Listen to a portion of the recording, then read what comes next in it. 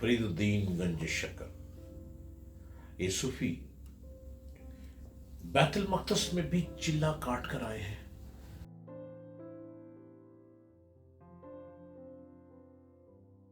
Hello, السلام علیکم۔ یروشلم میں بابا فرید کی سرائے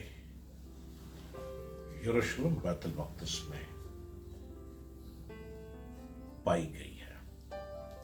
بابا فرید گنج شکر ایک صوفی درویش، بابا فرید گنج شکر خانوادہ چشت کے ایک بہت بڑے درویش، صوفی درویش فرید الدین گنج شکر، یہ صوفی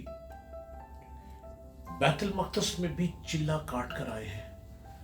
یروشلم میں بابا فرید کی سرائے موجود ہے۔ وہ شہر ہے جسے یہودی، مسیحی اور مسلمان مقدس زمین کے طور پر جانتے ہیں، لیکن یہ بات شاید بہت کم لوگ جانتے ہیں کہ اس قدیم شہر کے ایک علاقے کا تعلق انڈیا سے ہے۔ یہ دراصل ایک سرائے ہے۔ صوفی بزرگ بابا فرید الدین مسعود گنج شکر رحمۃ اللہ علیہ نے تقریباً 800 سال پہلے اسی سرائے میں قیام کیا تھا۔ اس سرائے کے ایک چھوٹے سے کمرے میں وہ عبادت کیا کرتے تھے، اور گزشتہ 100 برس سے اس سرائے کی دیکھ بھال ہندوستان کا ایک خاندان کر رہا ہے۔ اس خاندان کے بزرگوں کا تعلق ہندوستانی ریاست اتر پردیش کے سہارنپور شہر سے تھا۔ 800 سال سے بھی زیادہ پہلے سلطان صلاح الدین ایوبی نے اس شہر پر قبضہ کر لیا تھا۔ اس سے پہلے اس شہر پر مسیحیوں کی حکومت تھی۔ صلاح الدین ایوبی نے اس شہر کو اسلامی ماحول دینے کے لیے صوفیوں اور درویشوں کو اس شہر میں آ کر بسنے کی دعوت دی تھی۔ یہاں آنے والے صوفیوں میں سے ایک بابا فرید بھی تھے۔ بابا فرید لمبے عرصے تک اس شہر میں رہتے رہے، لیکن یہ واضح نہیں ہے کہ وہ یہاں سے انڈیا کب واپس لوٹے۔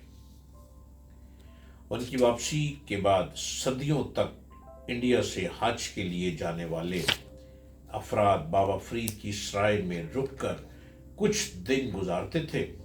یہ سلسلہ پہلی جنگ عظیم تک جاری رہا۔ اس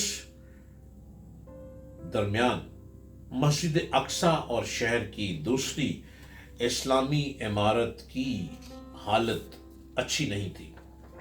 ان دنوں عرب ممالک بھی غریب تھے، اگر دولت تھی تو بھارتی نوابوں اور سلطانوں کے پاس۔ اسی لیے 1923 میں یروشلم کے مفتی نے کچھ افراد کو انڈیا رقم لینے بھیجا۔ انڈیا کی آزادی کے لیے لڑنے والے محمد علی جوہر نے اس کام میں ان کی مدد کی۔ مفتی نے یہ بھی کہا کہ بابا فرید کی سرائے کی دیکھ بھال کے لیے انڈیا سے کسی کو بھیجا جائے۔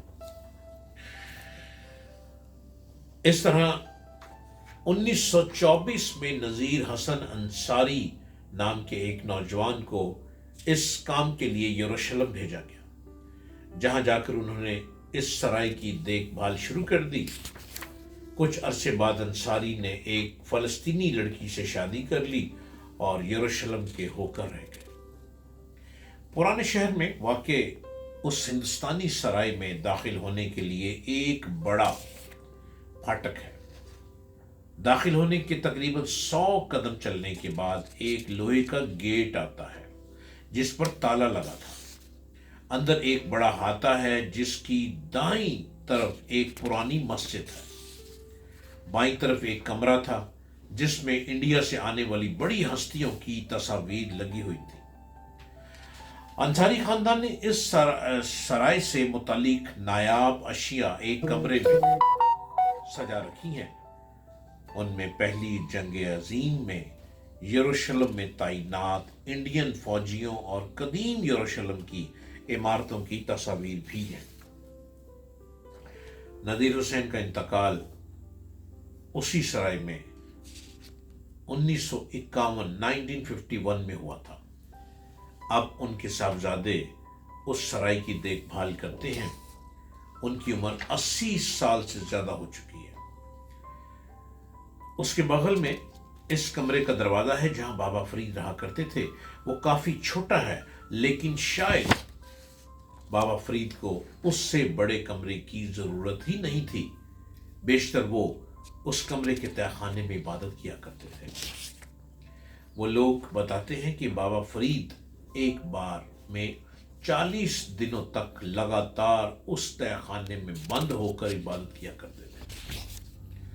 बाबा फरीद के निजी इस्तेमाल की कोई चीज उस तहखाने में मौजूद नहीं है, लेकिन उनकी यादें, उनसे वाबस्ता दास्तानें उस सराय और उस शहर में आज भी सुनाई देती हैं।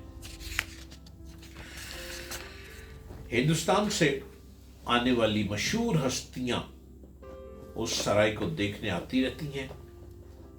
इस सराय पर हिंदुस्तान का मालिकाना हक है।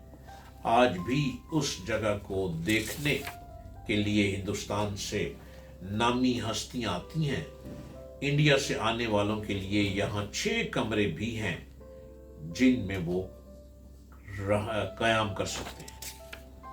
यरूशलेम में कई जंगें हुई और ये शहर कई बार उजड़ा, लेकिन हिंदुस्तान और बाबा फरीद से मंसूब ये कोना 800 साल बाद भी आबाद है।